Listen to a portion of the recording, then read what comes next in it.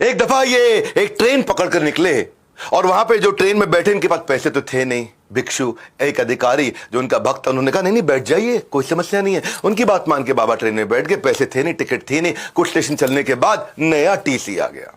वो तो बेचारा चला गया। नया टीसी आया, वो अटक गया। अरे उतरो, बिना टिकट के बैठ गए हो, उतरो यहां से। बिना टिकट के बैठ गए। बोलो मेरे को अधिकारी ने कहा, अरे कोई अधिकारी नहीं, बिना टिकट के बैठ गए हो।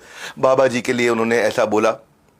बाबा जी उतर गए, जाके नीचे करौली नाम के स्टेशन पे नीम के पेड़ के नीचे बैठ के समाधि में बैठ गए। पर वो ट्रेन नहीं चली आगे। बहुत कोशिश करी, सारे इंजीनियर, चीफ इंजीनियर सब आ गए, सब ने अपनी बुद्धि लगा ली, सब कुछ कर लिया, ट्रेन नहीं चली। अटक गई ट्रेन, वही के वही खड़ी के खड़ी रह गई। खूब हरी झंडी दिखाई जाए, हरी झंडी वाला, लेकिन ट्रेन नहीं चली। सारे अधिकारी आ गए, सबने जोर लगा लिया। उसके बाद लोगों ने बोला कि आपने उनके प्रति अपराध किया है, वो बहुत महान संत है जिनको आपने उतार के नीचे भेज दिया। माना नहीं टीसी। पर जब पब्लिक का प्रेशर बहुत बड़ा, वो टीसी घबरा गया। वो जाकर के उसने फिर पेड़ के नीचे, जो नीम का पेड़ था, करौली स्टेशन पे उनसे माफी मांगी। और जब माफी मांगी, फर्स्ट क्लास कंपार्टमेंट में जैसे ही बिठाया, ट्रेन चल पड़ी।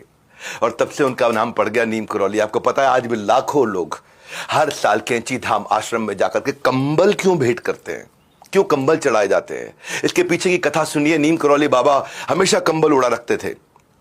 एक दिन अचानक वो सबको छोड़ के निकले, बड़े खास उद्देश्य से निकल के। अपने एक बुजुर्ग, एक ऐसे दंपत्ति थे जो उनको बहुत मानते थे, बोले आज रात को आपके घर पर रुकने आए। सब वो हैरान, बोले जिनको हम भगवान का स्वरूप मानते हैं वो स्वयं हमारे घर पे आ गए सोने के लिए। गरीब थे बहुत, तो जो भी कुछ खाने का संसाधन था उनको दिया, उनको भोजन लग किया, एक तरह से भोग चढ़ाया उनको। और एक चारपाई थी, उस चारपाई पर उनको सुलाया, बाकी दोनों जमीन पर सो गए। उस दिन रात को जैसे जैसे आधी रात बीतने के बाद नीम करौली बाबा कराहने लगे। बहुत आवाज आने लगी जैसे कि उनको बहुत मार रहा हो, बहुत पीट रहा हो। अब वो सोए हुए थे। बुजुर्ग दंपत्ति ने उनको उठाना भी ठीक नहीं समझा और खुद वो सो नहीं पाए, क्योंकि वो कराह रहे थे। इतना उनको दर्द हो रहा था, बहुत बहुत बहुत तेज दर्द हो रहा था। हिल रहे थे, कांप रहे थे, वो दर्द उनको देख रहे थे। तो जब वो सुबह उठे, उठते ही नीम करौली बाबा ने धीमे से इस कंबल को आराम से लपेटा। आराम से लपेटने के बाद बुजुर्ग दंपत्ति को दे दिया। बोला इसे गंगा में प्रवाहित कर देना, कंबल खोल के मत देखना। ये बड़े हैरान हो गए दोनों।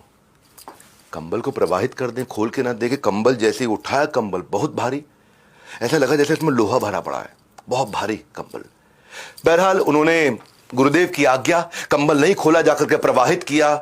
अजीब सा लगा कंबल प्रवाहित करते वक्त। कुछ दिन के बाद उसी दंपत्ति का बेटा बांग्लादेश से वॉर के बाद लौटा, जो कि ब्रिटिश फौज में एक सैनिक था और दूसरे विश्व युद्ध में उस समय बर्मा फ्रंट पर तैनात था ब्रिटिश आर्मी की तरफ से। लड़ाई की स्थिति पूछने पर पता चला कि दुश्मन उस रात को, और ये वही रात थी जिस दिन बाबा नीम करौली के घर आए थे, पूरे दुश्मन की फौज ने उसको घेर लिया और सबको घेर लिया। वहां कुछ थोड़े से सैनिक बचे थे और लगातार रात भर गोलियां मारते रहे। सारे सैनिक मर गए, इसको एक भी गोली नहीं लगी।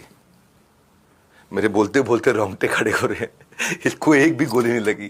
पूरी रात गोलियां चलती रही, सब मर गए, इसको एक गोली नहीं लगी। दरअसल ये वही रात थी जिस दिन नीम करौली बाबा उस दिन रात को वो सारी गोलियां खाते रहे उस बेटे के। तब जाकर उनको समझ में आया, जो प्रवाहित करी थी और जो लोहे की आवाज अंदर से आ रही थी, उसमें वो सारी की सारी गोलियां थी जो बेटे को नहीं लगी। बाबा की झोली ने समेट ली सारी की सारी गोली।